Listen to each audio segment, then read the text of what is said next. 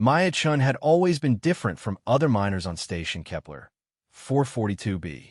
While her coworkers spent their free time drinking synthetic alcohol in the mess hall or playing virtual reality games, Maya preferred to explore the abandoned sections of the mining station.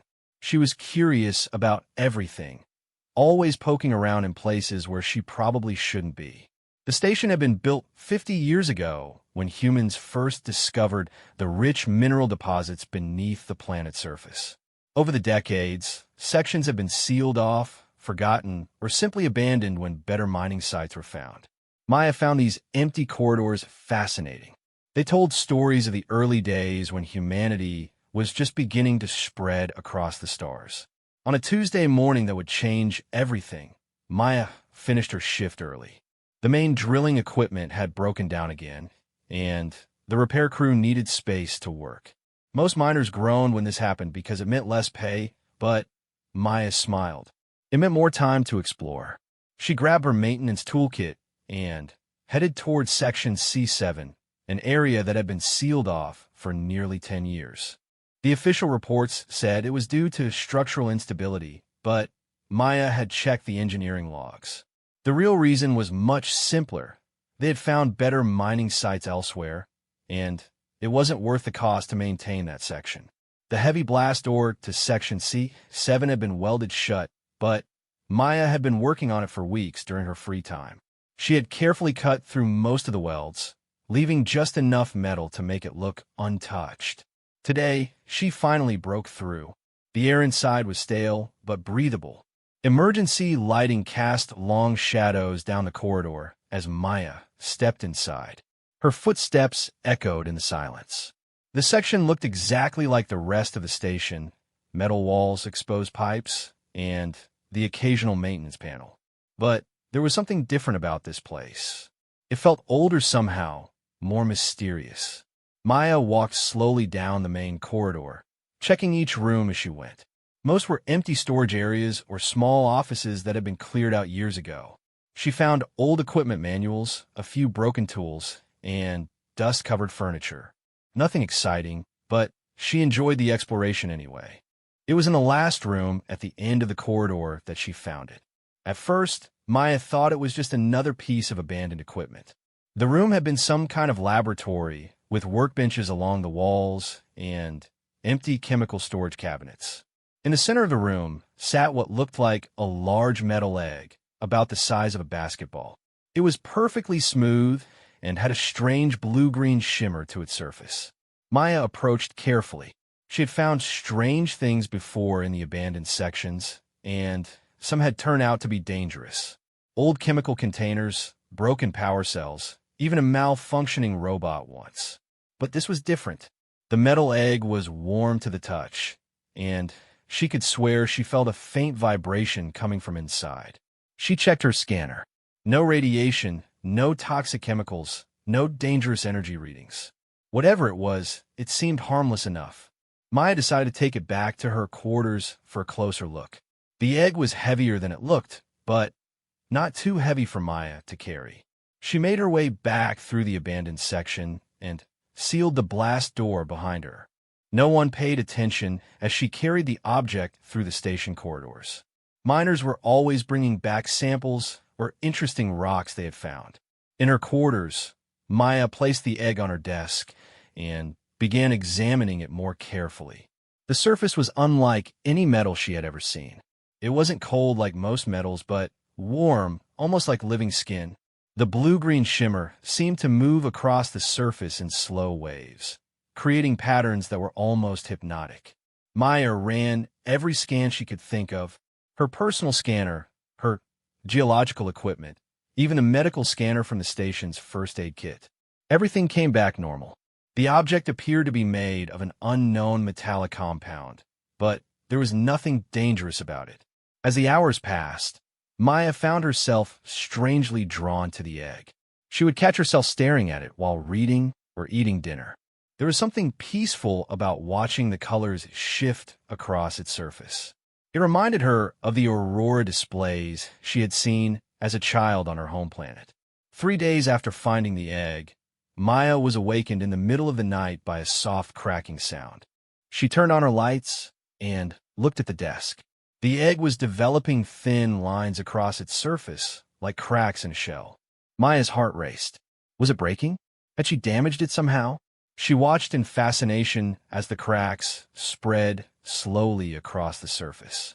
It took nearly an hour, but eventually a small piece of the shell fell away. Inside, Maya could see something moving, something alive. What emerged was the most beautiful creature Maya had ever seen. It was small, no bigger than her hand, with scales that shifted color like the shell had.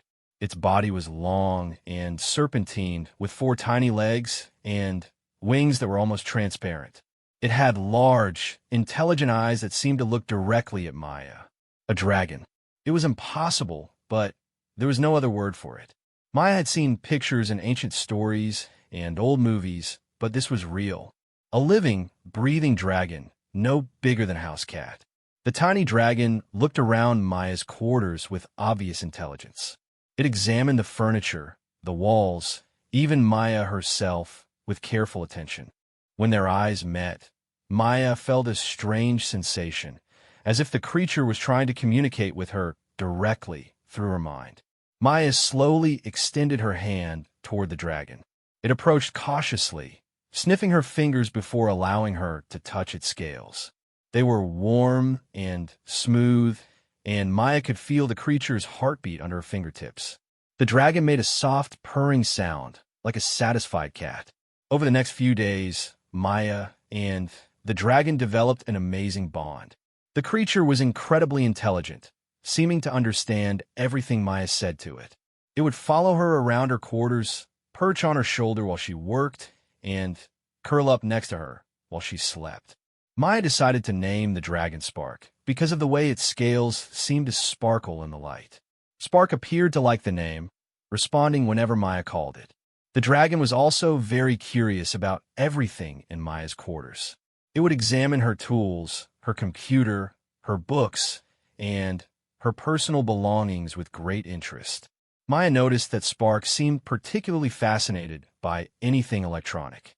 The dragon would sit for hours watching Maya work on her computer, its head tilted as if it was trying to understand what she was doing. Maya knew she should report her discovery to the station authorities, but she was afraid of what might happen to Spark. The mining company had strict rules about bringing alien life forms onto the station. They would probably want to study the dragon, maybe even take it away from her. Maya couldn't bear the thought of losing her new friend. Instead, she decided to keep Spark secret. She was careful to make sure no one saw the dragon when they visited her quarters. She created a small hiding spot behind her storage locker where Spark could stay when other people were around. The dragon seemed to understand the need for secrecy. Whenever Maya signaled that someone was coming, Spark would quickly hide. It never made noise at the wrong time or did anything that might give away its presence. As weeks passed, Maya began to notice that Spark was growing. Not quickly, but steadily. The dragon that had fit in her palm was now the size of a small dog.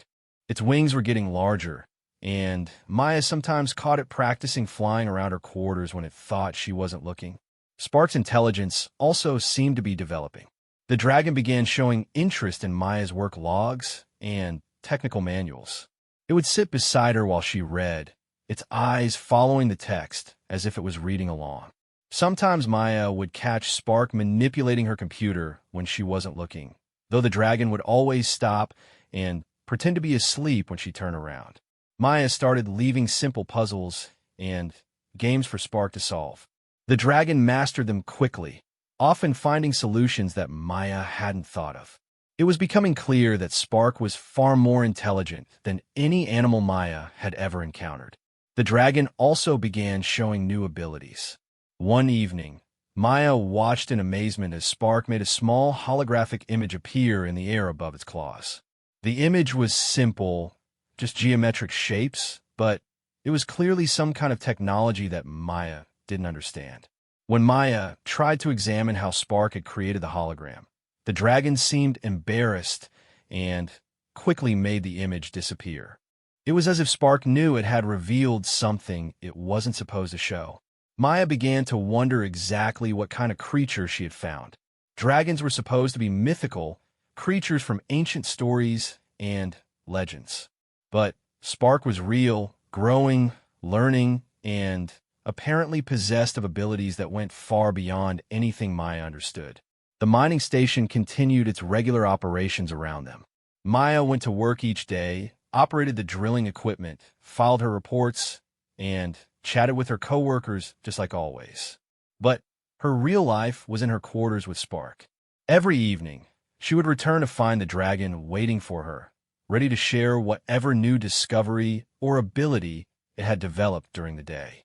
Spark had begun making soft musical sounds when it was happy, a complex harmony that seemed to come from deep within its throat. Maya found the sound incredibly soothing. She would often fall asleep to Spark's gentle humming. The dragon was also becoming more affectionate. It would nuzzle against Maya's hand when she petted it, curl up on her lap while she watched movies, and sometimes even bring her small gifts, usually shiny objects it had found around her quarters, but arranged in patterns that showed artistic thought. Maya realized she was falling in love with the creature in the way someone might love a very special pet. But Spark was more than a pet. The dragon was becoming her companion, her friend, maybe even her partner in the lonely existence of life on a mining station far from Earth. 3 months after finding the egg, Maya made a decision that would change everything.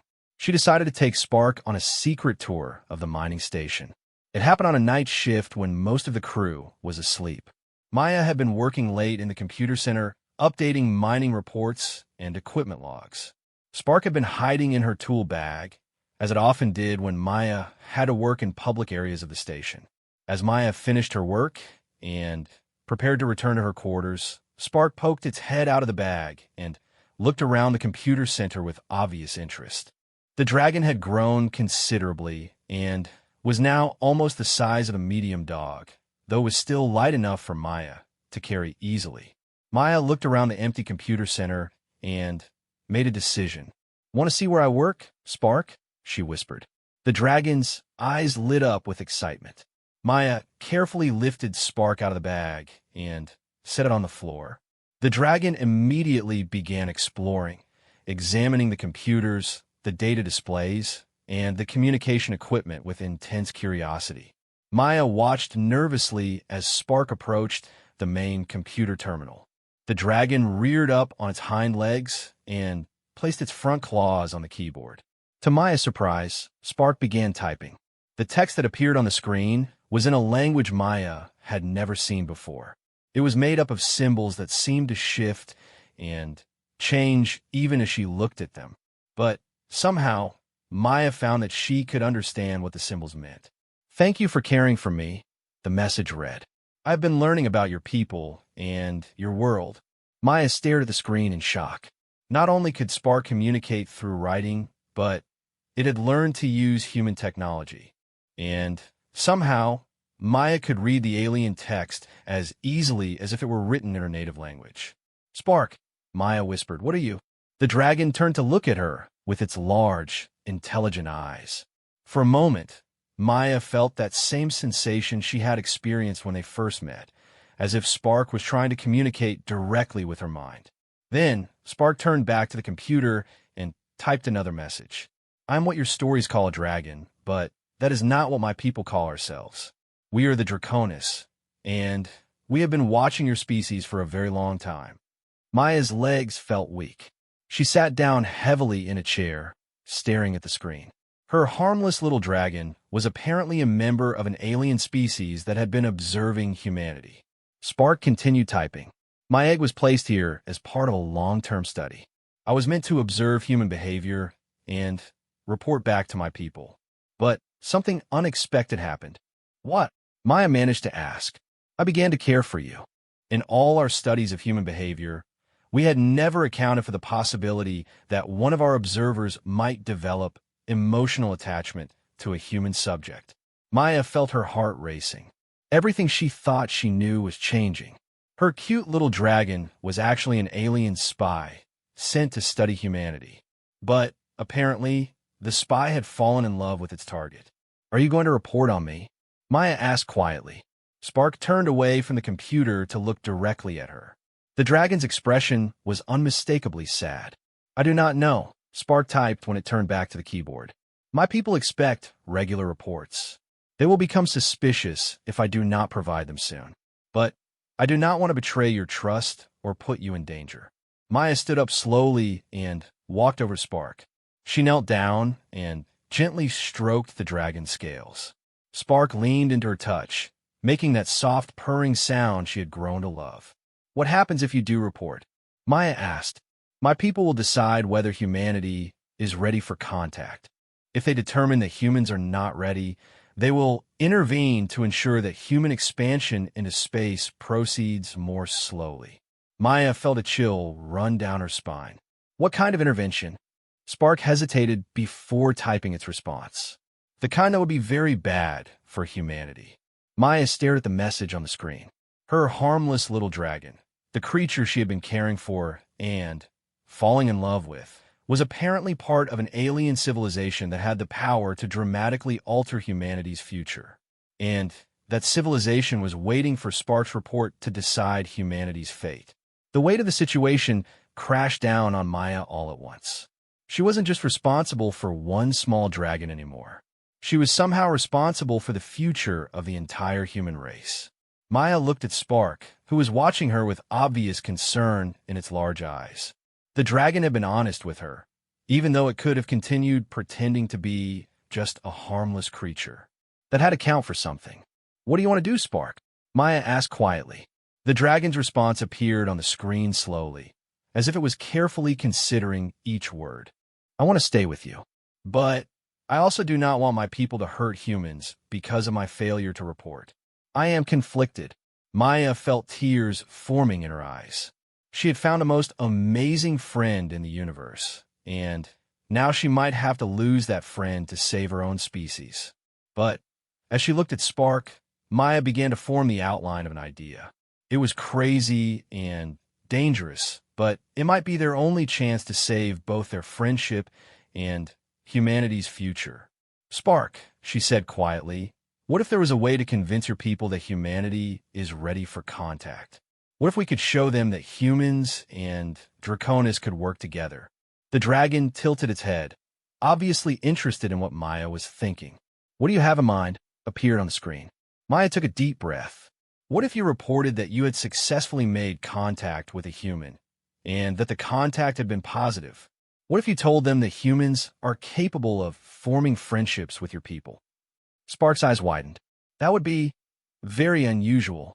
My people have never made direct contact with a species under study. But it's not impossible. No, Spark typed slowly. It is not impossible, but it would require proof that such a relationship could work. Maya knelt down beside Spark and looked directly into the dragon's eyes. Then, let's prove it. The days following Maya and Spark's conversation in the computer center were filled with careful planning. Maya had never imagined she would be working to save humanity's future, but here she was plotting with an alien dragon in her small quarters on a remote mining station. Spark had explained more about the Draconis over several late-night conversations. They were an ancient civilization that had been exploring the galaxy for thousands of years longer than humans had existed. They were peaceful by nature, but extremely cautious about making contact with younger species. Too many times in their history, they had seen promising civilizations destroy themselves or become aggressive threats to others. The Draconis had developed a careful system for studying emerging species. They would place observers, usually in the form of creatures that appeared harmless or mythical to the target species, to watch and learn. Dragons in human mythology were actually distant memories of previous Draconis observations, though most of those had ended before humans developed space travel. Spark's mission had been simple: observe human behavior on the outer colonies, assess humanity's readiness for contact, and report back with recommendations. The assessment would determine whether the Draconis would make peaceful contact, continue observing, or take steps to slow human expansion until humanity matured as a species. Maya learned that there were actually several Draconis observers on different human colonies throughout the galaxy. Each one had been given a different role to play and different aspects of humanity to study. Spark had been assigned to observe human behavior under stress and isolation, which explained why its egg had been placed on a remote mining station. What happens if the reports are negative? Maya had asked during one of their conversations. Spark's response had been sobering. The Draconis have ways of influencing technological development. They could cause critical equipment failures, disrupt communication networks, or create navigation problems that would force humans to focus on fixing problems rather than expanding into new systems. It wouldn't be an invasion or direct attack, but it would effectively trap humanity in their current territory for potentially hundreds of years while the Draconis waited for human civilization to develop better judgment and peaceful intentions. Maya understood the logic, but the thought of her entire species being held back by alien intervention was terrifying. She was even more determined to prove that humans and Draconis could work together peacefully. Spark had been hesitant about Maya's plan at first. The dragon explained that the Draconis valued following proper procedures and protocols.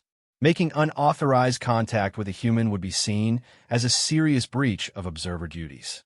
But Spark was equally reluctant to recommend that humanity be held back from exploring the galaxy. "You humans have great potential," Spark had typed during one of their discussions. "Your creativity, your determination, your ability to form bonds across different species. These are rare qualities. But you also have tendencies toward violence and territorial behavior that concern my people."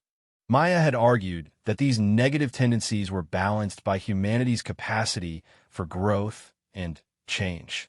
She pointed out that human civilization had already evolved considerably from its violent past, and that contact with a peaceful alien species like the Draconis could help accelerate that positive development. Eventually, Spark agreed to try Maya's approach. The dragon would send a preliminary report to its people, explaining that it had made successful contact with a human and that the contact showed promise for peaceful relations. Spark would request permission to continue the contact experiment before making a final recommendation about humanity. The plan was risky for both of them. If the Draconis disapproved of Spark's actions, the dragon could face serious consequences from its own people. If they decided that the contact experiment was too dangerous, they might immediately implement their intervention protocols, making humanity's situation worse rather than better. But Maya and Spark decided the risk was worth taking. They spent weeks preparing Spark's report, carefully documenting their interactions and analyzing what their relationship demonstrated about human potential for peaceful coexistence with alien species. Maya was amazed by Spark's intelligence as they worked together. The dragon had an incredible ability to analyze complex social and psychological patterns. Spark helped Maya understand things about human behavior that she had never considered, while Maya helped Spark understand the emotional and personal aspects of human relationships. Their collaboration was evidence of exactly what they were trying to prove, that humans and Draconis could work together as partners and friends, not just as observers and subjects. Spark sent the preliminary report on a quiet Tuesday morning. Maya sat beside the dragon as it used its own technology, a communication device that was somehow built into its body to transmit the data to its people across the galaxy. "How long before they respond?" Maya asked. "Several days, at minimum," Spark replied through the computer. "The communication must travel very far, and the Council of Observers will need time to consider this unusual situation." Maya tried to continue her normal routine while they waited, but it was difficult to concentrate on mining operations when she knew that the future of humanity might be decided based on her relationship with the small dragon. Her coworkers noticed that she seemed distracted, but Maya explained it away as personal problems. During the waiting period, Maya and Spark's bond deepened even further. The dragon began teaching Maya about Draconis culture and technology, while Maya shared stories about human history and her own personal experiences growing up on different colonies. Maya learned that the Draconis lived for much longer than humans. Spark was actually over 200 years old, though was still considered young by its people's standards. The dragon had spent decades preparing for its observation mission, learning about human behavior and technology. Spark was fascinated by Maya's stories about human creativity and art. The dragon had studied human technological and social development, but hadn't understood the importance of music, literature, and visual arts in human culture. Maya showed Spark examples of human creativity on her personal computer, and was delighted to see the dragon's obvious appreciation for human artistic expression. In return, Spark shared examples of Draconis art, complex holographic displays that told stories through shifting patterns of light and color. Maya found them beautiful and deeply moving, even though she didn't fully understand their meaning. They were in the middle of one of these cultural exchange sessions when Spark suddenly stopped and went very still. The dragon's scales shifted to a darker color, and its eyes took on an intense, distant look. "What is it?" Maya asked, concerned. Spark didn't respond immediately. Instead, the dragon moved to Maya's computer and began typing rapidly. "My people have responded. They are not pleased with my actions." Maya's heart sank. "What do they say?" "The Council of Observers is sending a senior investigator to evaluate my actions and the situation here. If the investigator determines that I have compromised the observation mission, I will be recalled immediately and humanity will be classified as not ready for contact." "When will this investigator arrive?" 3 days, Spark typed. "And, Maya, there's something else you should know. The investigator is my parent." Maya stared at the screen in shock. She had been nervous about meeting an alien investigator, but learning that it was Spark's parent made the situation much more personal and complicated. "Will your parent be biased against you for breaking protocol?" Maya asked. Spark's response took a long time to appear. "My parent is First Observer Draconius, one of the most respected members of the Council. Draconius has never had an observation mission fail before. Having a child who breaks protocol will be embarrassing." Maya felt a growing sense of responsibility. Not only had she potentially damaged humanity's future, but she had also created problems between Spark and its family. "Can you tell me about your parent? What should I expect?" Spark explained that Draconius was over 1,000 years old and had personally overseen contact decisions for dozens of species. The elder dragon was known for being fair, but extremely strict about following proper procedures. Draconius believed that unauthorized contact with emerging species was one of the most dangerous mistakes an observer could make. "Your parent thinks contact with humans is dangerous?" Maya asked. "All contact with emerging species is considered dangerous until the species is proven ready," Spark typed. "My people have seen too many promising civilizations destroy themselves after learning they were not alone in the universe. The shock can cause religious upheavals, political collapses, or even wars." Maya began to understand the full complexity of the situation. The Draconis weren't being cruel by hiding from humanity. They were trying to protect humans from information that could be devastating if received too early. But Maya still believed that humanity was ready. She had to find a way to prove it to Draconius when the Elder Dragon arrived. Maya and Spark spent the next 3 days preparing for the most important meeting of their lives. They organized all their documentation of their relationship, prepared examples of their successful collaboration, and practiced explaining their actions and motivations.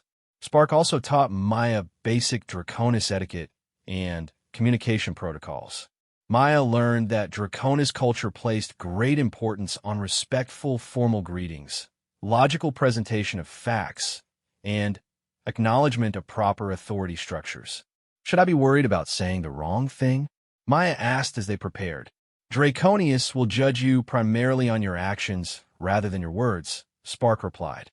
"But it will help if you show respect for Draconis traditions and demonstrate that you understand the serious nature of this situation." On the day Draconius was scheduled to arrive, Maya was so nervous she could barely eat breakfast. She had called in sick to work, which wasn't entirely untrue. The stress of the situation was making her feel genuinely unwell. Spark had explained that Draconius would arrive at the station in disguise, just as Spark had. The Elder Dragon would appear as another harmless creature that wouldn't attract attention from the other humans on the station. "How will I know when your parent arrives?" Maya had asked. "You will know," Spark had replied cryptically. Maya found out what Spark meant when a maintenance alert appeared on her personal computer, reporting a small malfunction in the station's main communication array. Maya knew that there hadn't been any problems with the communication system that morning.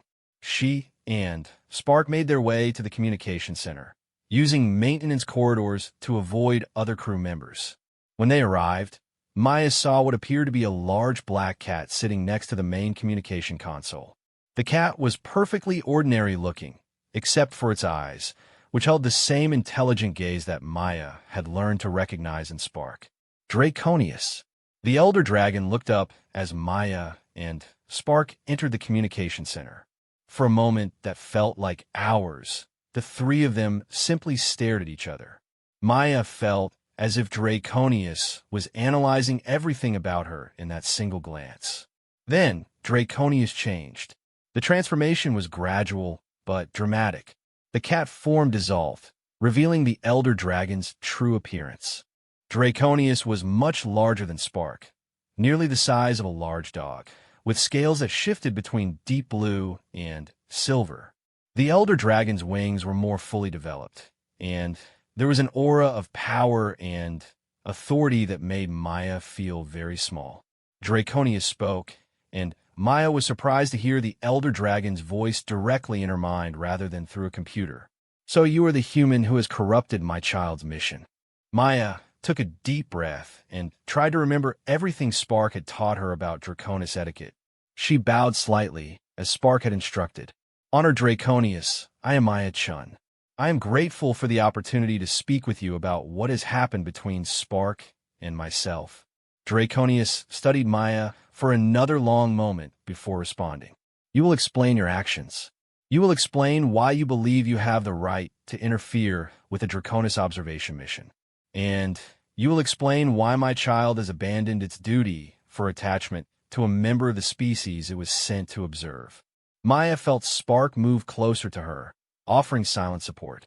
She looked directly into Draconius's ancient, intelligent eyes and began to speak. "Honor Draconius, I believe what happened between Spark and me demonstrates exactly what your people need to know about humanity. We are capable of forming genuine bonds of friendship and partnership with other species, even when we don't fully understand them." "Friendship," Draconius said, and Maya could hear skepticism in the Elder Dragon's mental voice. "You claim to be friends with a creature whose true nature you did not know until recently." "That's exactly the point," Maya replied. "I cared for Spark before I knew what it was. I protected it, shared my home with it, and grew to love it simply because it was a living being that needed help. When I learned the truth, I didn't turn against Spark or to try to use it for my own benefit. I wanted to help it solve a problem that was important to both of us." Draconius turned to look at Spark. "And you, young observer, you were trained to maintain proper distance from your subjects. You were taught that emotional attachment compromises objective observation. What is your explanation for this failure?" Spark moved forward slightly and replied through the computer terminal. "Parent, I did not plan for this attachment to form. But once it did, I learned things about humans that I could never have learned through distant observation. Maya's kindness to a strange creature, her willingness to keep me safe even when she didn't understand what I was, her desire to help me when she learned about my conflict. These behaviors tell us more about human nature than years of data collection could reveal." "Emotional attachment clouds judgment," Draconius replied sternly. "How can we trust your assessment of this human when you clearly cannot be objective?" Maya stepped forward. "With respect, honor Draconius. Maybe objectivity isn't the best way to evaluate whether a species is ready for friendship. Your people have been watching us from a distance for years, analyzing our behavior like we're specimens in a laboratory. But you can't really understand what humans are like unless you interact with us directly." Draconius's eyes narrowed dangerously. "Are you suggesting that our methods are flawed, human?" Maya felt a moment of panic, but forced herself to continue. I'm suggesting that your methods are incomplete. You can learn about human technology and social structures through observation, but you can't learn about human character without actually forming relationships with us. Character can be observed, Draconius stated. Can it? Maya challenged.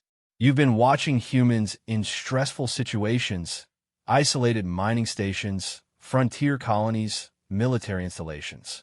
These places bring out survival behaviors, competitiveness, and territorial instincts.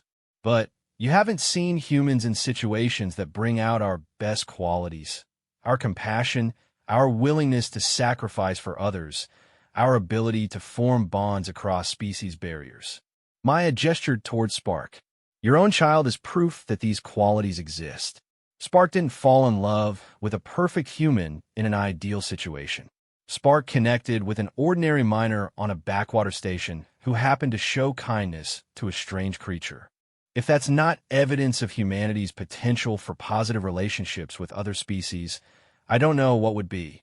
Draconius was quiet for several minutes, clearly thinking about Maya's words. Finally, the elder dragon spoke again.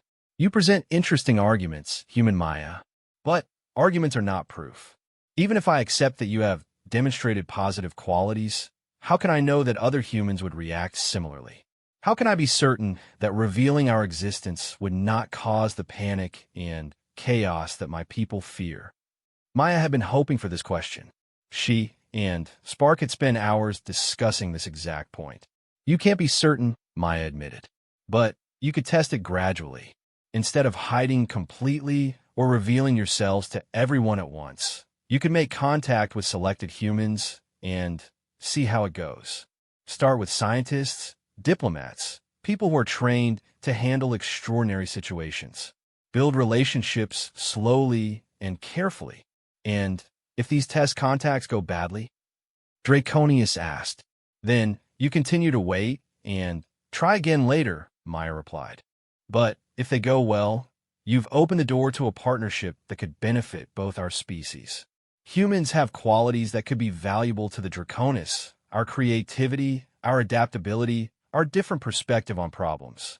And the Draconis clearly have knowledge and wisdom that could help humanity grow into a better version of itself. Draconius looked between Maya and Spark, considering their words.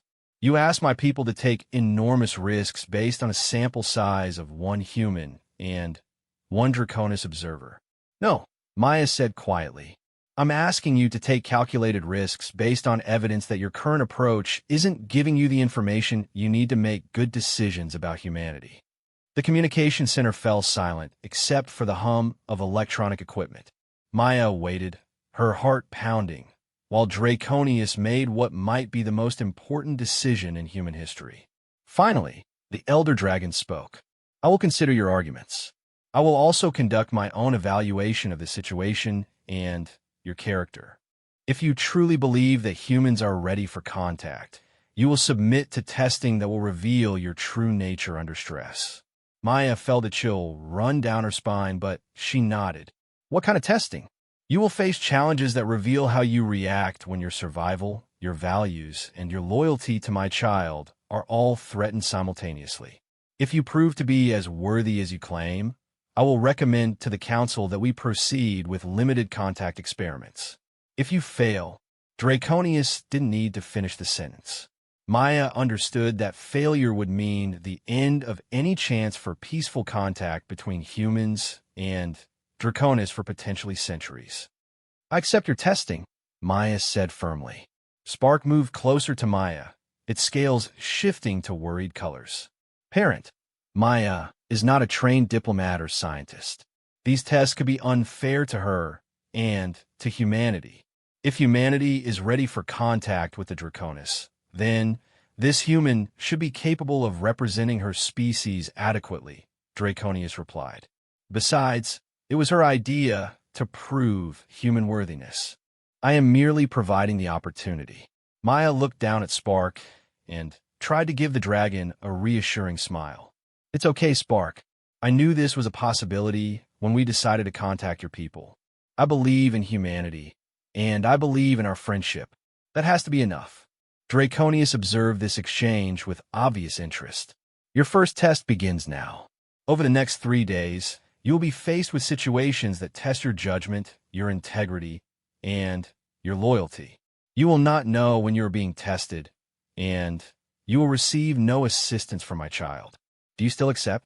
Maya took a deep breath and looked into the ancient eyes of the elder dragon.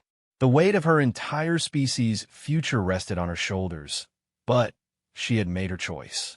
I accept, Maya said firmly. For Spark, for humanity, and for the chance to prove that friendship can bridge any gap between species. Maya's first test came the very next morning, though she didn't realize it at the time.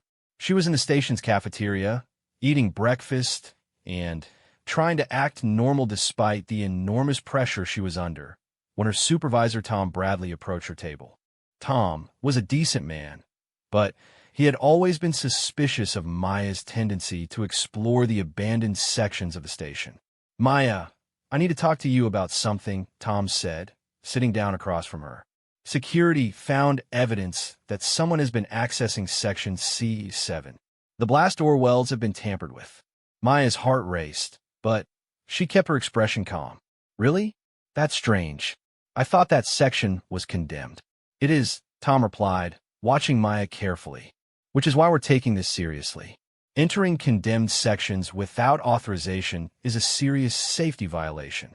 It could result in immediate termination and deportation back to Earth. Maya nodded, trying to look appropriately concerned. Do you have any idea who might have done it? Tom was quiet for a moment, then leaned forward. Maya, I like you. You're a good worker, and I don't want to see you get in trouble. If you know anything about this, even if you're protecting someone else, now is the time to tell me. Maya realized this was her test. Draconius was somehow influencing events to see how Maya would react when faced with personal consequences for protecting Spark. The Elder Dragon wanted to know if Maya would maintain her loyalty when threatened with punishment. I appreciate your concern, Tom, Maya said carefully.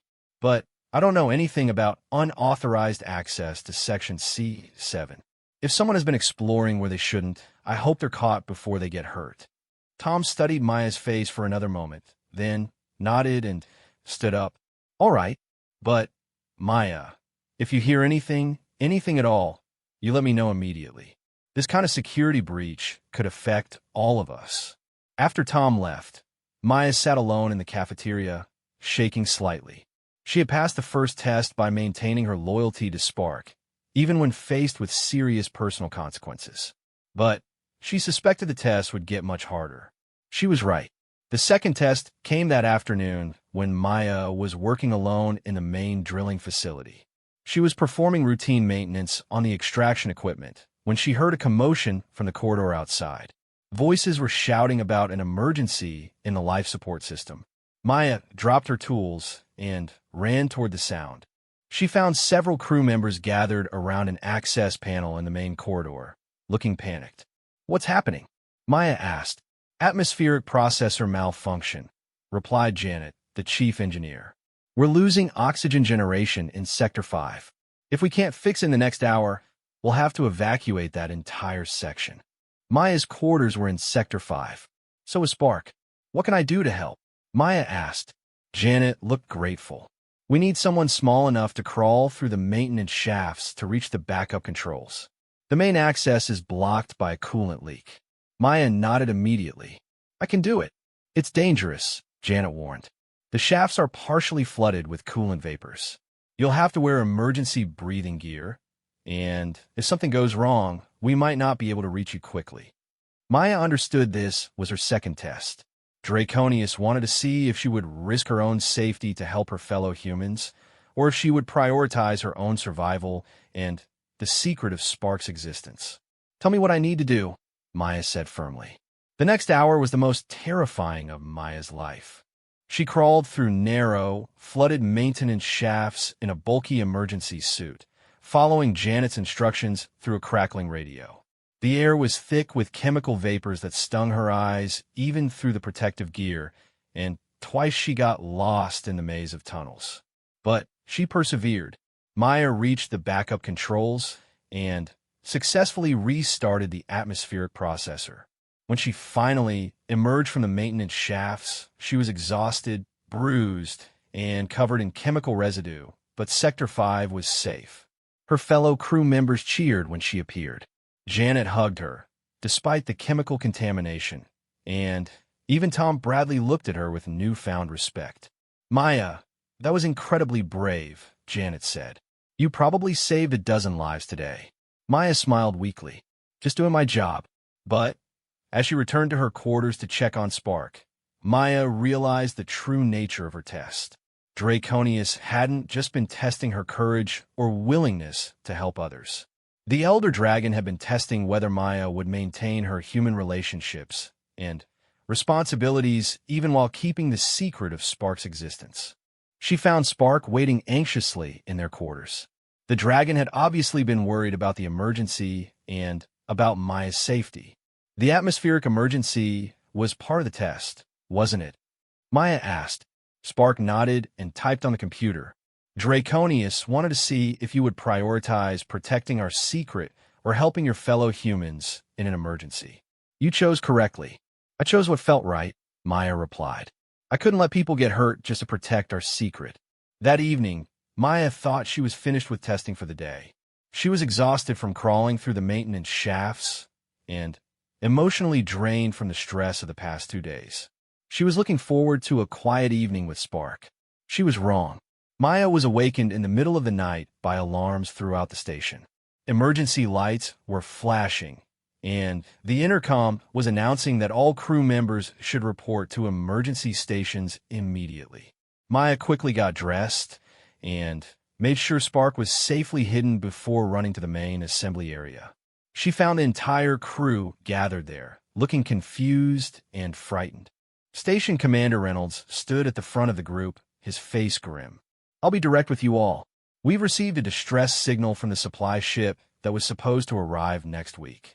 They've suffered catastrophic engine failure and are stranded in space with only 3 days of life support remaining." Murmurs of concern rippled through the assembled crew. "The problem is range," Commander Reynolds continued. "Our rescue shuttles don't have enough fuel to reach the supply ship's position and return safely. We would need to strip life support fuel from the station itself to mount a rescue mission." Maya felt her stomach drop. She could see where this was leading. If we use our life support fuel for a rescue mission, we'll be cutting our own emergency reserves below safe levels. If something goes wrong here while our shuttles are gone, we might not have enough power to maintain life support until another ship can reach us. The commander looked around at the assembled crew. "I'm required to inform you all of this situation and ask for volunteers for the rescue mission. Anyone who volunteers will be risking not just their own lives, but potentially the lives of everyone remaining on the station." Maya realized this was her third and most difficult test. Draconius was presenting her with an impossible choice: risk her own life and the lives of her co-workers to save strangers, or prioritize the safety of the people she knew. But as Maya looked around at her fellow crew members, she saw something that made the choice clear. Despite the risks, despite the fear in their faces, people were stepping forward to volunteer. Janet raised her hand, then Tom, then several others. These people were willing to risk everything to save strangers. How could Maya do less? Maya raised her hand. Commander Reynolds nodded grimly as he counted the volunteers. "Thank you all. We'll need a crew of 6 for the rescue mission. The rest of you will remain here to maintain minimal station operations." Maya was selected for the rescue team, along with Janet, Tom, and 3 other experienced crew members. As they prepared for departure, Maya felt a profound sadness. She might never see Spark again, but she also felt proud. This was what humanity was capable of, risking everything to help others, even strangers. The rescue mission was successful, but barely. They reached the stranded supply ship just as its life support was beginning to fail. The return journey was tense and dangerous, with their own fuel reserves running critically low. They made it back to the station with less than an hour of emergency power remaining. Maya collapsed in her quarters after the mission, exhausted but relieved to be alive. She found Spark waiting for her with obvious concern and relief. "I thought I might never see you again," Maya typed on the computer, too tired to speak out loud. Spark moved close to her and curled up beside her on the bed, providing warmth and comfort. "You chose to risk everything to save people you did not even know," the dragon typed. This is exactly what Draconius needed to see about human nature. The next morning, Maya found Draconius waiting in her quarters along with Spark. The elder dragon had returned to its cat-like disguise, but Maya could sense the intelligence and power behind the mundane appearance. "You have completed your tests," Draconius said directly into Maya's mind. "I must admit, the results were illuminating." Maya sat down carefully, still exhausted from the rescue mission. "Did I pass?" "You demonstrated loyalty, courage, and selflessness," Draconius replied. "You maintained your commitments to both my child and to your fellow humans, even when those commitments put you at risk. Most importantly, you showed that humans are capable of making moral choices even under extreme stress." Maya felt a wave of relief, but Draconius wasn't finished. However, the elder dragon continued. "Your individual worthiness does not necessarily prove that humanity as a whole is ready for contact with the Draconis. You could be an exceptional example rather than a representative one." Maya's heart sank. "What do you need to convince you?" "I need to understand how other humans would react to learning about our existence," Draconius replied. And, fortunately, the rescue mission provided an opportunity to test this. Maya felt confused. "I don't understand." Spark moved to the computer and began typing. "Maya, the distress signal from the supply ship was not entirely artificial. There really is a ship in distress. But Draconius arranged for them to be rescued by a different Draconis observer. The crew of that ship is currently learning about our existence," Draconius explained. "They have been told that their rescue was arranged by alien beings who have been watching humanity. They have been given a choice: remain silent about this knowledge in exchange for continued observation and eventual peaceful contact, or reveal what they learned and risk their own planet being quarantined from galactic civilization." Maya stared at Draconius in shock. The elder dragon had been testing not just her, but an entire group of humans, using a real crisis situation. "What did they choose?" Maya asked. "That remains to be seen," Draconius replied. "They have been given 3 days to make their decision. Their choice will determine whether my people proceed with contact protocols or implement containment measures." Maya felt the weight of realization crashing down on her. The tests weren't over. In fact, they were just beginning. The fate of humanity now rested not just on her actions, but on the decisions of complete strangers who had been thrust into an impossible situation. "What happens if they make the wrong choice?" Maya asked quietly. Draconius was silent for a long moment before answering. "If they choose to reveal our existence before humanity is prepared for the knowledge, my people will have no choice but to protect themselves. Human expansion into space will be limited until your species demonstrates greater wisdom."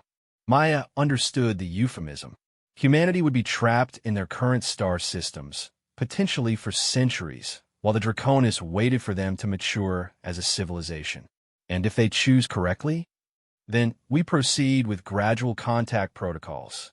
Selected humans will be introduced to our existence. Relationships will be built slowly, and eventually, our two species may become allies in exploring the galaxy. The next 3 days were the longest of Maya's life. She tried to maintain her normal routine, but it was impossible to focus on mining operations when she knew that the future of human civilization was being decided by strangers she had never met. Spark tried to comfort her, but the dragon was obviously as anxious as Maya. Everything Spark had worked for, its friendship with Maya, its hope for peaceful contact between their species, depended on decisions being made light years away by people who had no idea of the broader consequences of their choices. On the 3rd day, Draconius announced that the crew of the rescue ship had made their decision. Maya and Spark gathered in her quarters to hear the verdict. Maya's hands were shaking as she sat down across from the Elder Dragon. The crew chose to remain silent, Draconius announced. They understood the implications of premature revelation and agreed to serve as ambassadors for humanity in future contact protocols. Maya felt a wave of relief so intense that she nearly fainted. Humanity had passed the test.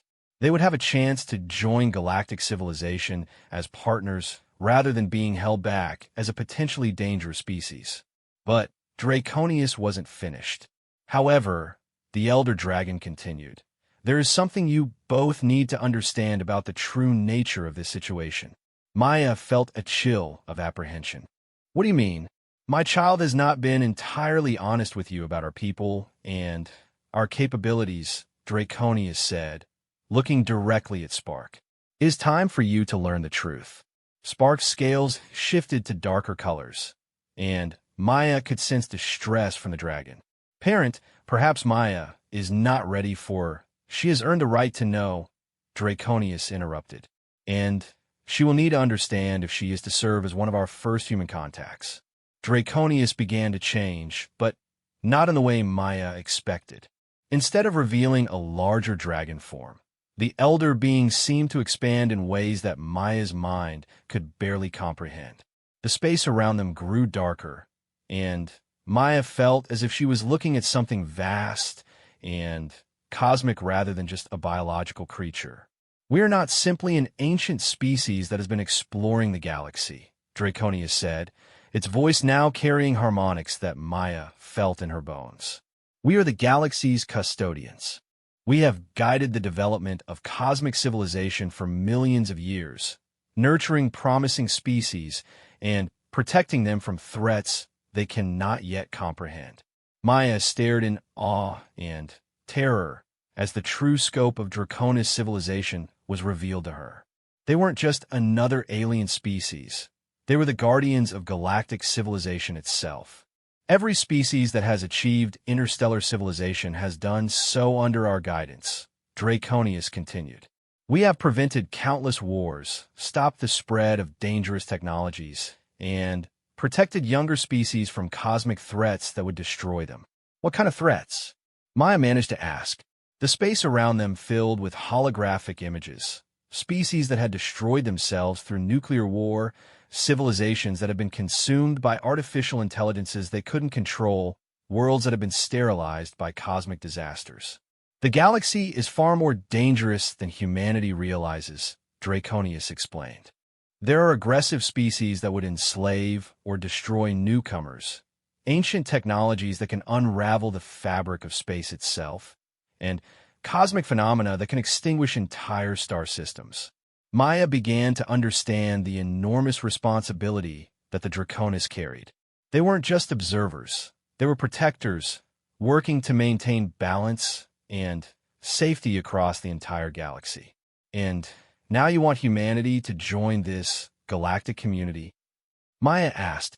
If humanity proves worthy, yes, Draconius replied. But joining galactic civilization means accepting responsibilities as well as receiving benefits. Your species would need to help us protect and guide other emerging civilizations. Maya looked at Spark, who had been quietly watching this exchange. The small dragon that she had thought was harmless was actually a member of a species that held responsibility for the safety and development of the entire galaxy. Spark, Maya said quietly. When you said that a negative report could slow human expansion, you weren't talking about just creating equipment failures, were you? Spark moved to the computer and typed slowly. No, the Draconis have the power to isolate entire star systems, redirect stellar phenomena, and even influence the development of solar systems themselves. If humanity was judged too dangerous, your species could be contained indefinitely. Maya felt the full weight of what had been at stake in her tests. Not just humanity's freedom to explore space, but potentially their survival as a species. The Draconis had the power to reshape reality on a galactic scale. Why didn't you tell me this before? Maya asked. Because you needed to make your choices based on your own moral understanding, not out of fear of cosmic consequences, Draconius replied. The tests were meaningful precisely because you didn't understand the full scope of what was being evaluated. Maya sat in silence for several minutes, trying to process everything she had learned. The universe was far more complex and dangerous than she had ever imagined, and humanity was on the verge of either joining an ancient galactic civilization or being isolated until they proved themselves worthy. What happens now? Maya finally asked. Now you begin the real work, Draconius said. You and several other selected humans will serve as our first formal contacts with your species. You will help us evaluate which other humans are ready for knowledge of our existence, and you will eventually help introduce your people to galactic civilization. In Spark, my child will remain with you as a liaison and guide. The bond you have formed has proven that positive relationships between our species are possible. That relationship will serve as a model for future contacts. Maya looked at Spark with new understanding. Her small dragon friend was not just a companion, but a bridge between two cosmic civilizations. And somehow, she had become humanity's first ambassador to a galactic community that operated on scales beyond human imagination. Spark, Maya said softly, when I found your egg in that abandoned section, I thought I was just discovering an interesting artifact. I had no idea I was making contact with representatives of a galactic civilization. Spark moved close to Maya and nuzzled against her hand. Through their connection, Maya could sense the dragon's affection and gratitude.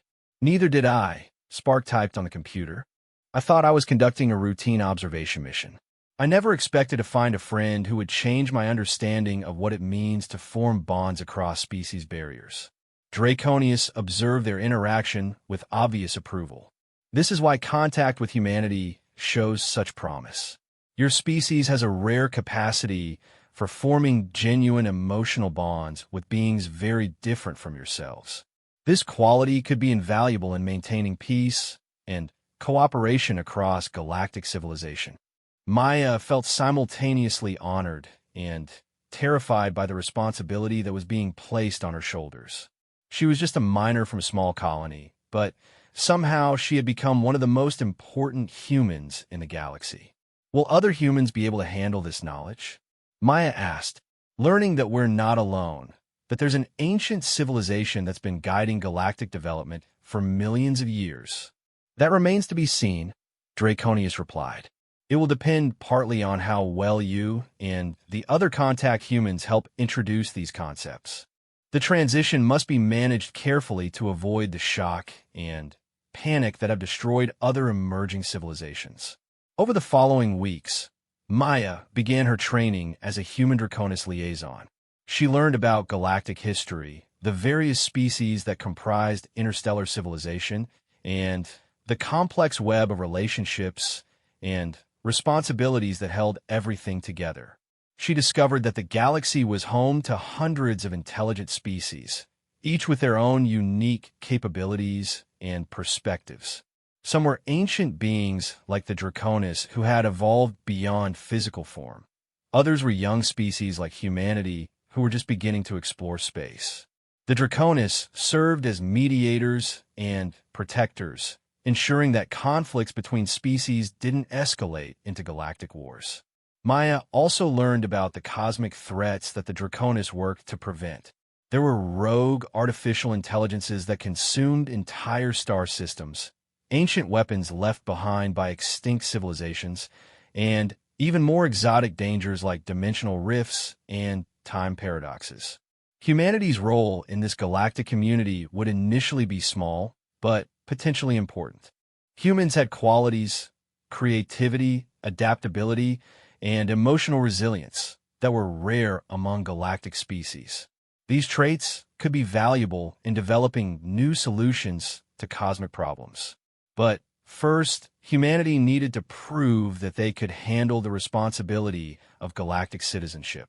Maya and the other contact humans would help select and train additional humans who could gradually expand the circle of those who knew about galactic civilization. The process would take decades, maybe centuries. But eventually, if all went well, humanity would take its place among the stars not as conquerors or explorers, but as guardians and guides for the species that would come after them. Maya often thought about the irony of the situation as she continued her work on the mining station. Her co-workers went about their daily routines, completely unaware that their entire understanding of humanity's place in the universe had fundamentally changed.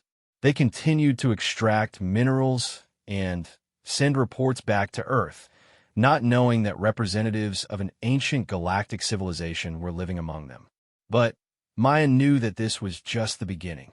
Someday, perhaps in her lifetime, humanity would join the vast community of species that work together to protect and nurture life throughout the galaxy.